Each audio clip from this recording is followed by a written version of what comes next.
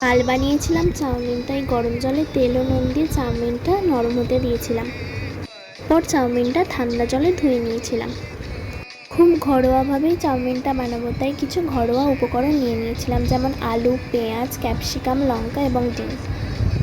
তার সাথে কয়েক কুচি রসুনকে ফাইন চপ করে নিয়েছিলাম। এবারে চলো আলুটাকে ভাজা যাক। আলু ভাজা প্রায় হয়েই এসেছে। এবার আমি ভেঙে রাখা কাঁচা ডিমের মধ্যে গোলমরিচ গুঁড়ো, নুন, টমেটো কেচাপ, একটু লঙ্কার গুঁড়ো ভালো করে মিক্স করে নেব। এর মধ্যে টমেটো কেচাপ মেশানোটা সম্পূর্ণটাই আমার আইডিয়া। যাই হোক, এবারে পেঁয়াজ, ক্যাপসিকাম, রসুন এবং লঙ্কাটাকে ভালোভাবে একসাথে ভেজে নেব। এগুলো ভাজা হয়ে গেলে এরপর ডিমটাকেও আমি ভালোভাবে ভেজে নেব।